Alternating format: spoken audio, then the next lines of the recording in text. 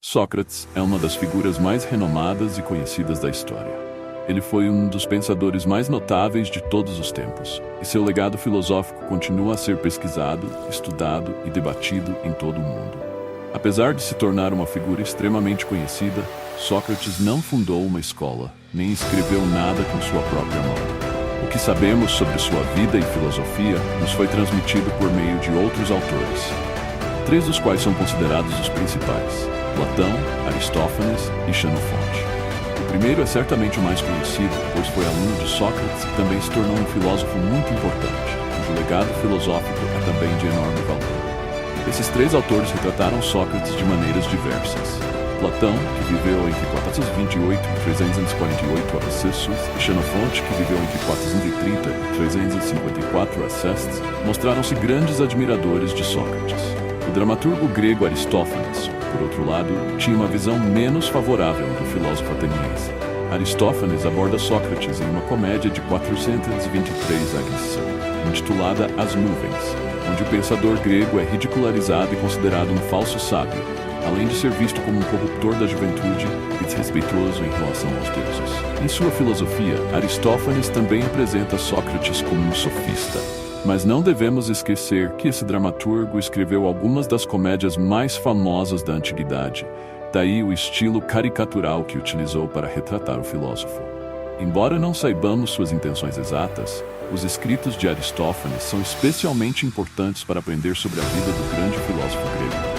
Apesar de Sócrates ser caracterizado negativamente por Aristófanes, ele escreveu coisas que são notavelmente semelhantes às de Xenofonte e Platão.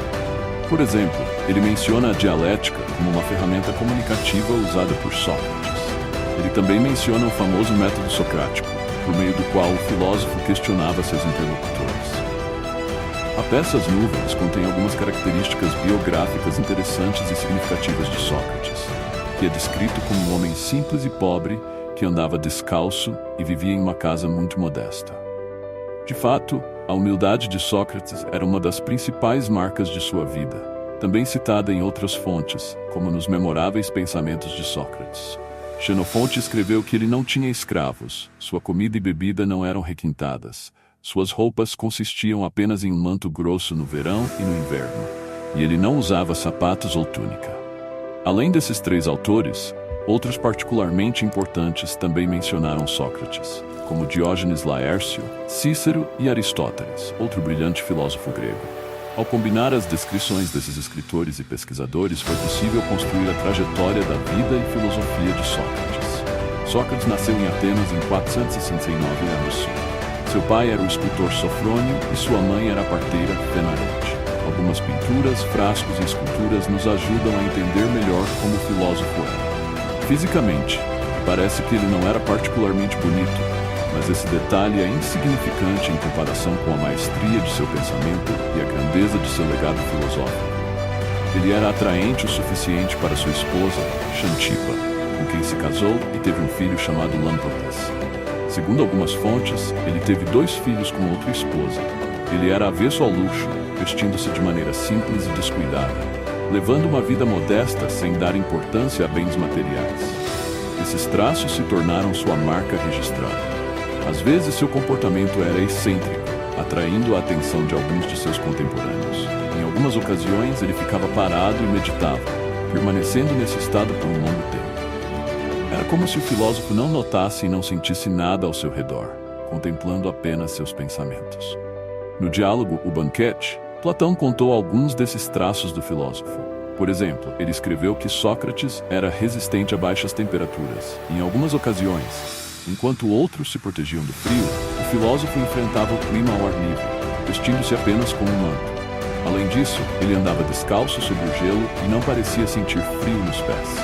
Uma vez em Pórria, em 432 a.C., ele teria passado 24 horas paralisado, olhando para o horizonte e refletindo sobre alguma ideia, algo que impressionou os soldados acampados como filósofo. Também no Banquete, Platão nos conta que o mestre bebia álcool como nenhum outro homem, e, no entanto, nunca foi visto bêbado. Durante um período de sua vida, Sócrates tentou seguir o mesmo caminho de carreira que seu pai, mas foi mal sucedido como escultor. Durante sua juventude, Ele serviu nas forças armadas e participou da Guerra do Peloponeso, um conflito entre as cidades de Atenas e Esparta que começou em 431 e terminou em 404 a.C. Ele recebeu muitos reconhecimentos por seu heroísmo, mas como sabemos hoje, seu destino foi diferente. Uma das grandes marcas da filosofia socrática é a extremamente popular frase "só sei que nada sei". Em um diálogo platônico, Sócrates contou a origem dessa famosa citação. Em uma ocasião, Carão, um amigo de infância, consultou o oráculo de Delfos, um lugar considerado sagrado pelos gregos, onde as pessoas consultavam seus destinos com as pitonisas, que eram profetisas. Entrando em um estado alterado de consciência e através do deus Apolo, a quem o lugar era dedicado, elas respondiam àqueles que as procuravam. Quando Carão foi a esse lugar, ele perguntou se havia um homem mais sábio no mundo do que Sócrates. A resposta foi negativa. Sócrates era o mais sábio de todos. Quando Carão contou isso a seu amigo, o filósofo ficou extremamente perplexo, pois estava plenamente ciente de que não sabia nada. Segundo Platão, ele se perguntou o que o Deus queria dizer, qual o significado oculto da resposta. Não estou ciente de ser sábio ou não. O que ele quer dizer ao me declarar o mais sábio? Curioso e ansioso para desvendar as palavras do oráculo, ele decidiu procurar um conhecido que era político, que ele considerava sábio. Após conversar com ele, o filósofo ateniense percebeu que o político não era tão sábio, pois não reconhecia os limites de sua própria ignorância. Sócrates concluiu: "Sou mais sábio que esse homem. É provável que nenhum de nós saiba algo importante, mas ele acredita que sabe algo e não sabe. Eu, se não sei, não suponho que sei." Sócrates consultou mais políticos, além de conversar com poetas e artesãos, que eram considerados sábios. Mas o contato com essas pessoas o levou à mesma conclusão que havia alcançado com o primeiro homem com quem falou: que eles não sabiam nada, embora pensassem o oposto. Sócrates se tornou bem conhecido em Atenas, e uma das principais razões para isso foi o método socrático, que consistia em um processo de investigação pelo qual o filósofo se aproximava de certos indivíduos, ricos ou pobres, jovens ou velhos, em lugares como ginásios, praças públicas e banquetes, questionando sobre assuntos que muitas vezes pareciam simples e diretos para os interlocutores, mas que logo se tornavam incertos. Quando as pessoas que ele abordava respondiam a uma pergunta, Sócrates desconstruía essas respostas com novas perguntas, apontando erros e inconsistências. Muitas vezes, os interlocutores apreendiam que não sabiam o que inicialmente acreditavam entender. Em meio a tantas perguntas não respondidas, essa autorreflexão permitia que as pessoas aprendessem mais sobre os assuntos e adotassem uma nova perspectiva sobre o que discutiam com Sócrates. O filósofo usou sabiamente a dialética, que é a arte do discurso, como uma ferramenta linguística na busca pela verdade.